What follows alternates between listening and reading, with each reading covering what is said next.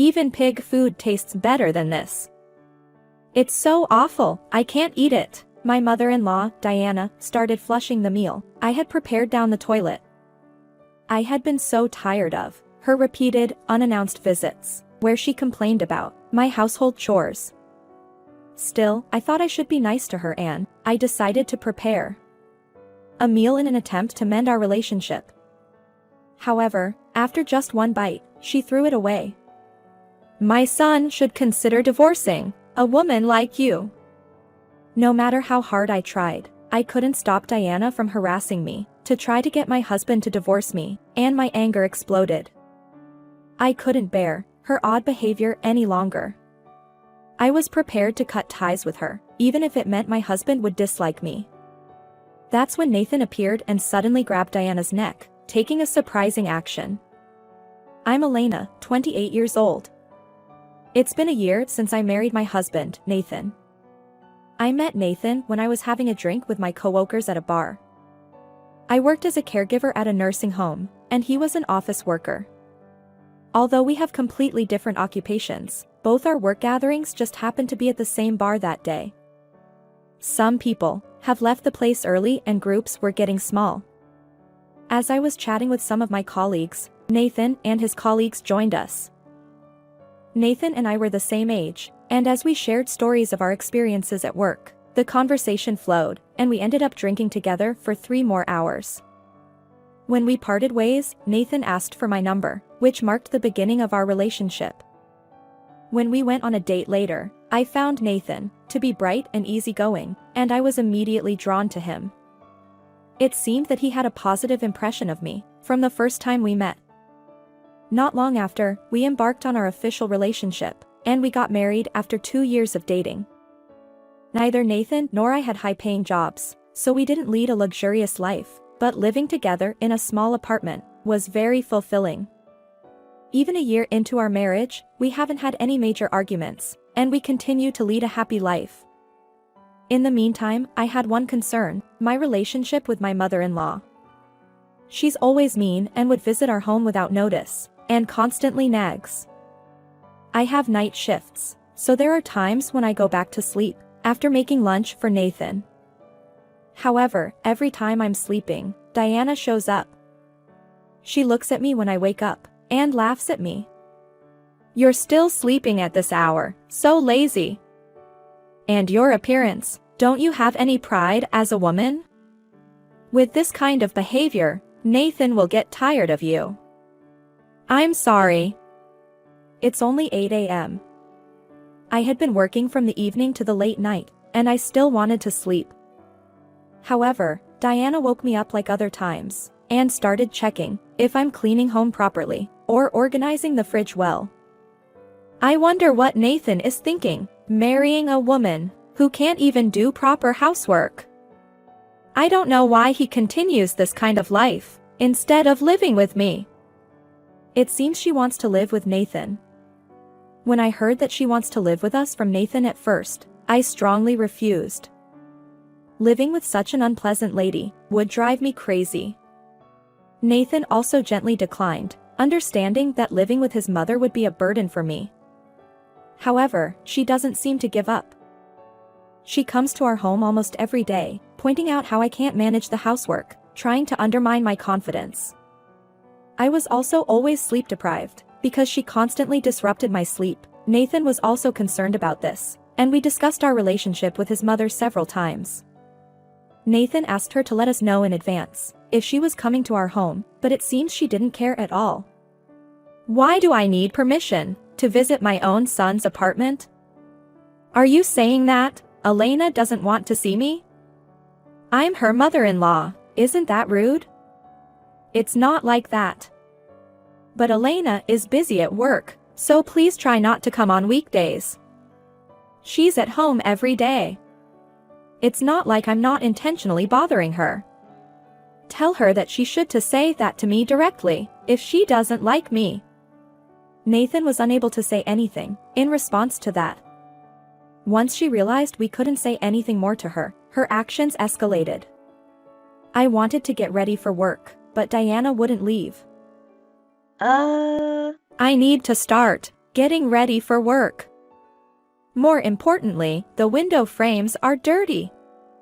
Clean them right now. I was almost late for work, because of those things. I had been accumulating stress from dealing with her, but I knew that nothing would change if I continued like this. Since it is difficult for her to change, I decided that I needed to change myself. After all, if I could do the housework perfectly, she wouldn't have anything to complain about. That's why I decided to show her my better side. And just like any other day, she arrived at 8 o'clock in the morning. Good morning, Diana. Would you like some tea? Huh? Oh. I'll have some. She seemed puzzled by my change in attitude. Since I had a day off from work today, I had some extra time. Even though I hadn't slept much, after a night shift yesterday, I had cleaned the entire home in the morning and done my makeup perfectly. After the tea, my mother-in-law toured the rooms. She couldn't say anything, since there was no dust as usual. She furrowed her brow, looking frustrated. Then it was lunchtime. Diana, would you like to have lunch before you leave? Anticipating that she might have a meal here, I had already gone grocery shopping. Well, why not? I'll have it here. I began serving several dishes at the dining table. I'm not bad at cooking, and Nathan always praised my meal. I had confidence. I thought that if she enjoyed my cooking, it might improve her impression of me. Let's eat. She took a bite of roasted chicken, and then covered her mouth. She spat out what she had eaten. What is this? I can't eat this. Huh? I had tasted it, and it was delicious. As I was stunned by her words, she took the meal I had prepared and headed to the bathroom. And to my astonishment, she started throwing away what I had made down the toilet. Wait. Why would you do that? Even pig food tastes better than this. It's so awful, I can't eat it. But that doesn't mean you should throw them away. I bought good ingredients and cooked them for you. She looked at me, about to cry, and smirked. What good ingredients? You tried to feed me cheap quality supermarket stuff, didn't you? You shouldn't be proud making such meal. Anyhow, you've been complaining to Nathan about me, haven't you? Complaining? You're such a sly woman, not saying anything yourself, and making him do it. A woman like you should just break up with my son. I was filled with despair at her words. No matter how hard I tried, she would never acknowledge me. I felt foolish for desperately cleaning early in the morning and making an effort to host her. My anger exploded at her, being mean to me and laughing at me constantly. I didn't want to deal with such a spiteful person anymore. I was prepared to cut ties with her, even if it meant my husband would dislike me. Diana had just disposed of the chicken, and she was trying to flush soup and other items down the toilet.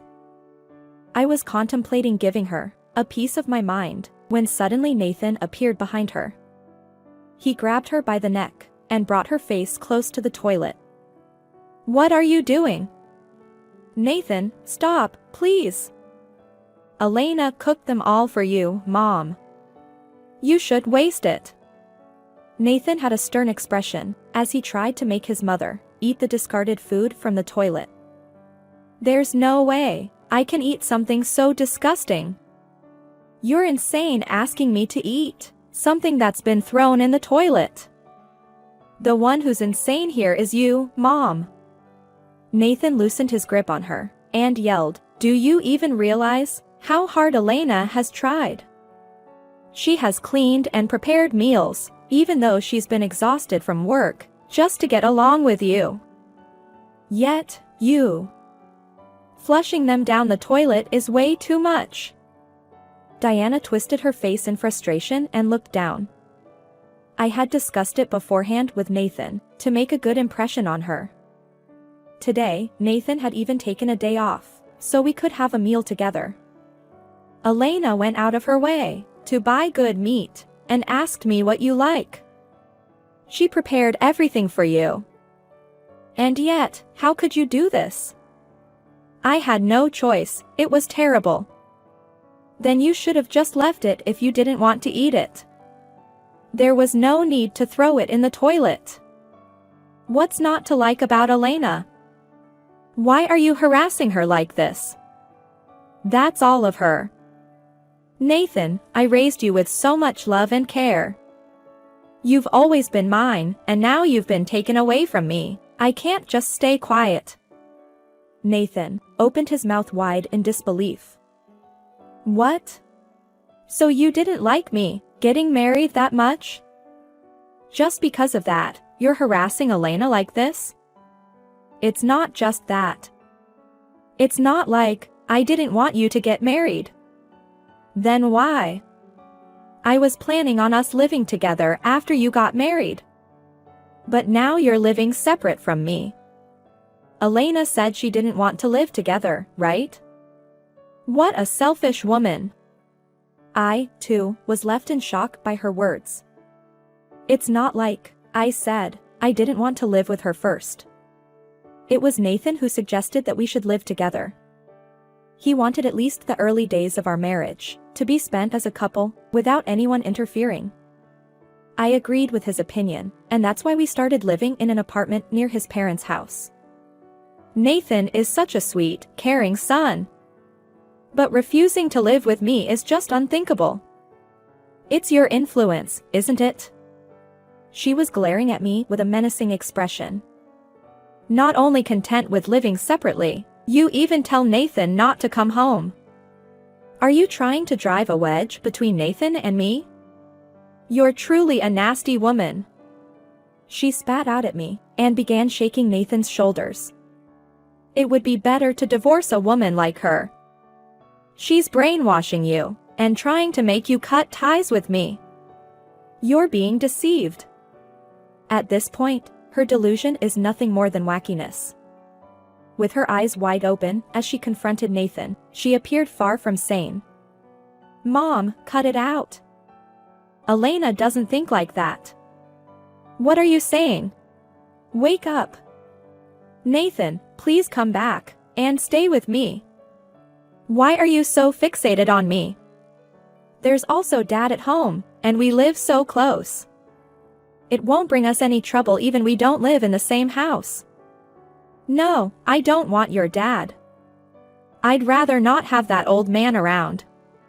He used to be handsome when he was young, but now he's just a nuisance, lying around watching TV. She seems to have a bad relationship with her husband, and had a contemptuous expression when talking about him. And then, she looked at Nathan, and let out a wicked smile. Nathan is my precious kid.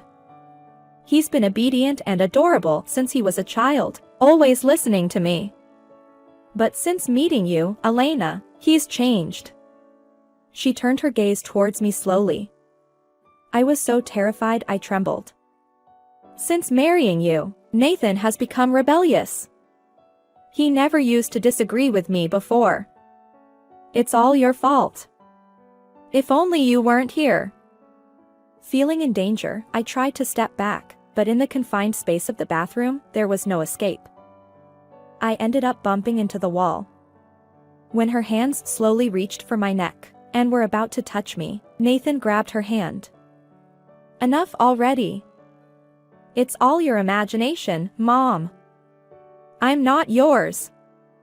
Even before our marriage, Nathan had been struggling with his mother's suffocating attitude. He couldn't be rude to her because he was kind, but he had been feeling stifling. Yet, he hadn't thought that her attachment to him was this strong. His face turned red as he shouted. I didn't argue with Mom's opinions, because it was pointless. When you're contradicted, you just screams hysterically, until everything goes the way you want. But I've had enough. What are you talking about? Nathan, you're on my side, right? You used to say that you love your mom. That was years ago. Yes, I'm grateful for you for raising me and giving birth to me, but now Elena is the most important thing to me. If you're going to disrupt our life together, I'll cut ties with you." When Nathan said that, Diana was panicked. "What are you saying? You're going to abandon me? I can't live if you leave me. You have a pension, and you are financially good, right? If you need money, I'll give it to you. So please, stop interfering in my life. It's not about money. I just need you in my life. Please, don't talk about cutting ties." Diana clung to Nathan, but he stared at her with a deeply exasperated expression. Seeing Nathan's reaction, her face lost its color. "What can I do to make you forgive me? Will you forgive me if I reconcile with Elena?" "Yeah, if Elena forgives you, I'll consider it." That's it. Elena, I'm so sorry. It was my fault. I apologized, please forgive me. Nathan sighed at Diana's clear attempt to be slick. Then, he turned to me. "Elena, can you forgive her with this apology?" Diana looked at me, with hopeful eyes, thinking that her apology was enough to be forgiven. I was filled with discomfort from her attitude. You can't expect to be forgiven with an insincere apology like that. What? You won't forgive me even though I apologized?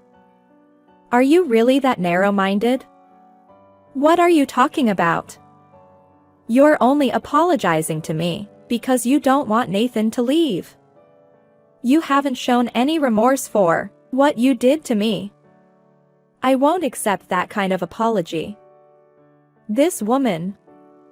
That's why I'm telling you to leave and never come to our house again. In response to Nathan's cold voice, she clung to his leg with tears in her eyes. Wait.